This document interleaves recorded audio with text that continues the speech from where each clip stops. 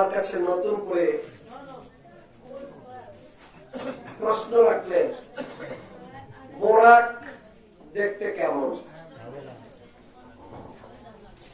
বোরাকের হারিয়তটা কি, তার কয়টা রং?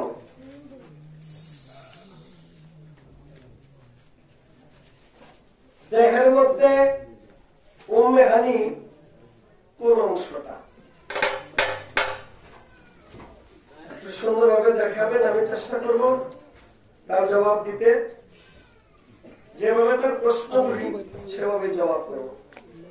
আজকে গানের পালা নবী তত্ত্ব এবং নবীর মেরাজ, তাই আমার এবার একটি গান, তারপরে তার কথাগুলি জবাব।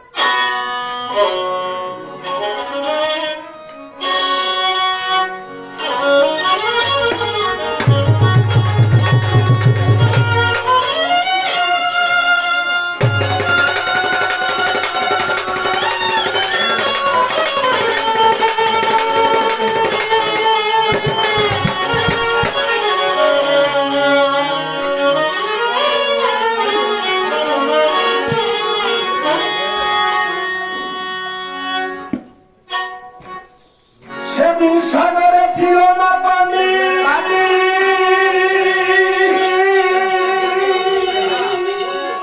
সেদিন সাগরে ছিল না পানি, খেলছে খেলা কাবির গনি। পানি আনতে গেল জিব্রাইলের নদী, আমি বললাম না এ বাদাম কুমড়ে।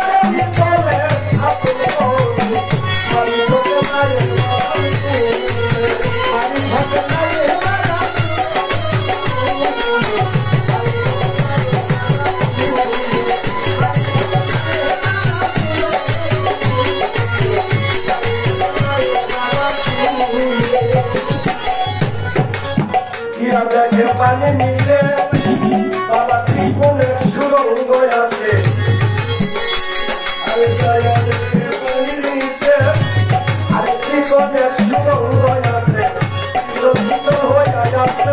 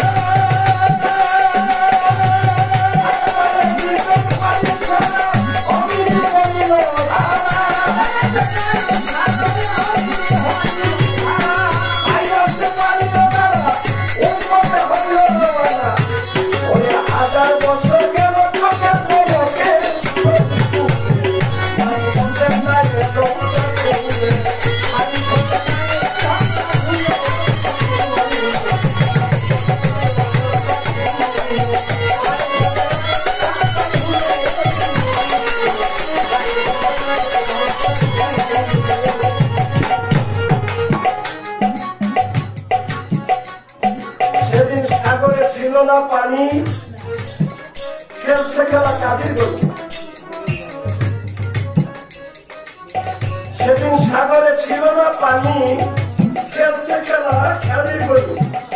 পানি আনতে গেল জিব্রাইল নদীর কূলে, বাড়ি করতে যায় বাদাম বলে। সেদিন সাগরে ছিল না পানি, যার পানিতে সৃষ্টি সংসার, তার হয়েছে পানির দরকার। নীলা চলছে অতি চমৎকারে,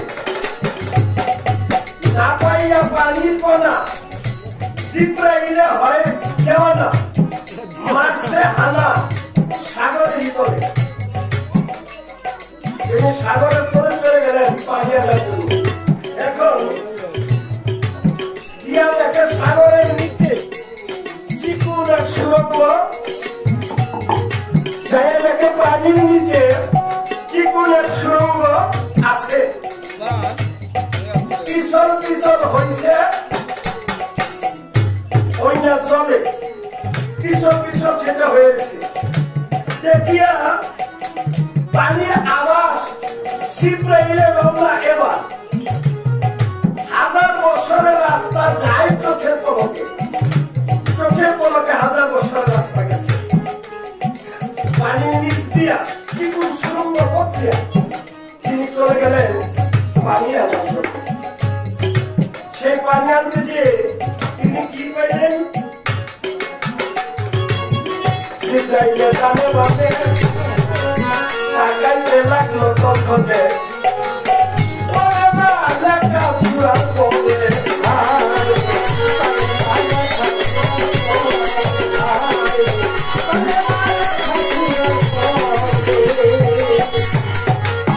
জিব্রাইলে ডাইনে বামে তাকাইয়া দেখে তখনে, ওরে মন্দিরে চাইলো বিদ্যারে মাসুমে।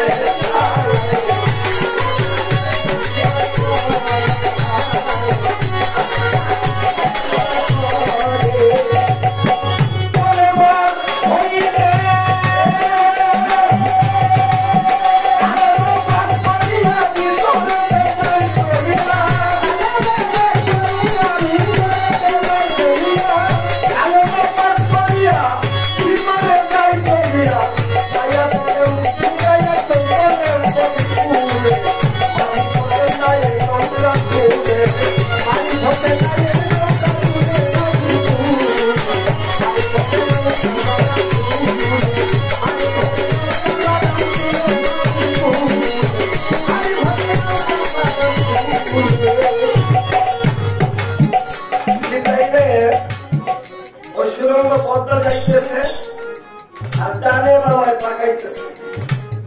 এমন টাইমে লক্ষ্য করে দেখে একটা মন্দির, সেই মন্দিরের পুরা আমার নবীর কলেমা ঢুকতেছে। যখন এই কলেমা পাঠ করলেন সাথে সাথে দরজা খুলে গেলেন, ভিতরে ঢুকলেন। ঢুকে দিয়ে দেখে সাদা চাদরে এক ব্যক্তি টাকা তার নিচে কলে শুয়ে রয়েছে, তার হাতে ডাইন হাতে একে আঙুলটা বাইরে,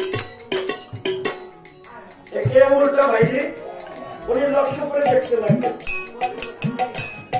একে আঙুল হইতে 1 ফোঁটা রক্ত নিচে পড়ে। এই রক্তটা নিচে পড়লে ওই মন্দিরে চিকুন একটা সুরঙ্গ পথ আছে, ওই পথ দিয়া রক্তটা বাহির হয়ে যে সেখানে 1 ফোঁটা পানি হয়। সেই 1 ফোঁটা পানি থেকে 70,000 ফোঁটায় পানি পরিণত হইয়া সাগরের পানিতে নদী নালা হয়ে যায়। মনে মনে মনে চিন্তা করলো, আমি কোন ব্যক্তি ঢাকা তার আঙ্গুল দেখলাম, তার দেখলাম না। পুনরায় আবার ভুলে গেল যে ব্যক্তিটা কে সাদা চাদর দিয়ে ঢাকা, তার চেহারা দেখলাম না। তিনি আবার ঘুরলেন, আবার ঘুরে যে চাদর উঠাইলেন। চাদর উঠাই দেখেছে আরো দূর পানির জন্য সে আসছে। জিব্রাইলকে বলছে, জিব্রাইল আমার জন্য প্রচুর পানি আনো। বাইতুল মুকাদ্দাস মসজিদ থেকে যখন রওনা হবে, জিব্রাইল পৃথিবীর কোন জায়গায় পানি না পেয়ে সাগরের নিচে যে পানি আনলেন, একটা সুরঙ্গ পথ দিয়ে ফোটায় ফোটায় পানি আসতেছে, ওই পানির পিছনে তিনি চলে গেলেন।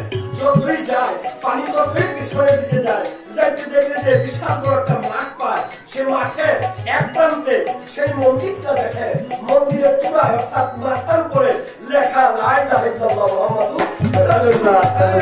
পাঠ করলেন, পড়ার সাথে সাথে দরজা খুলে গেলেন, ভিতরে ঢুকলেন, যাই দেখলেন সাদা চাদরে এক ব্যক্তি ঢাকা, তার গায়ে আঙ্গুলটা বাহির হওয়া, এই আঙ্গুলের মাথা হতে এক ফোঁটা পানি পড়ে বাহির হয়েছে, এক ফোঁটা রক্ত হতে ৭০,০০০ ফোঁটা পানি হয়ে সাগরে পরিণত হইয়া নদীতে ভাসতে লাগবে।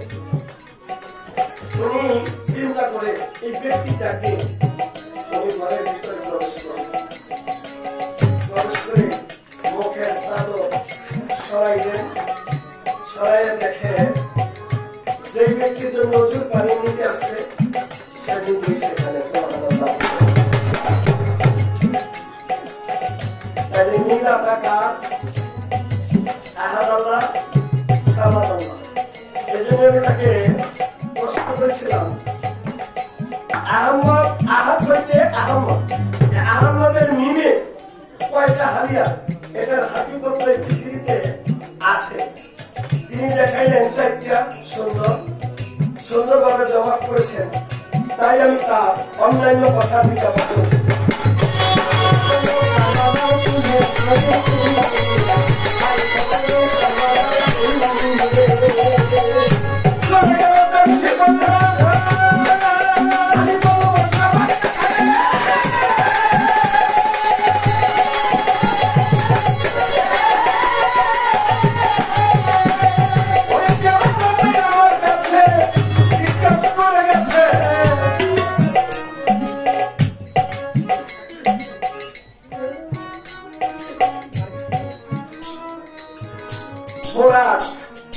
বোরাকের হালিয়া কয়টা? বোরাকের মধ্যে ৫টা, কেউ কেউ বলে ৬টা। চেহারাটা মানুষের আকৃতি। আপনারা অনেক সময় ক্যালেন্ডার দেখছেন, ক্যালেন্ডার মধ্যে থাকে দিয়ে দিয়েছে। এই মুখটা হলো মানুষের আকৃতি। কোন মানুষের? একটা মেয়ে লোকের আকৃতি। কেউ কেউ বলে এটা গৌমাহানির চেহারা। এবং এই বুড়াটা তাকানো হলো পিছনের দিকে, গেদি ঘুরানো, তার কাঁধের উপরে হযরত মুহাম্মদ। এই হলো একটা। তিনি যখন মেরাজে যায় তার সাথে ৬টা জিনিসের সাক্ষাৎ হয়। সর্বপ্রথম উম্মে হানির ঘরে, ছোট বলে উম্মে হানির ঘরে, সেখান থেকে যখন যায় উম্মে হানি তার সাথে ওয়াদা করেছিল, আমি তোমাকে সাথে করে নিব। তিনি দেখা হলো বাঘের সাথে, কেউ কেউ বলে সিংহ। এই সিংহটা হলো তার, পিঠটা হলো গাধার আকৃতি, যে গাধায় আমার আসলে চলাফেরা করত। বাঘ দুটা ময়ূরের মতো, পরিদের মতো, লেজটা গোড়া, মুরগিতে হলো ওঠে। এই ৬টা হালিয়া তার মধ্যে পাওয়া যায়। তবে বোরাক হলো নারী আকার, রব রব, দমের বাহন, মানে যে দমে দম্বরাকে নবীজির ভাবের কথা বুঝে না সবজনায়, দম্বরাকে সোয়ার হইয়া নবী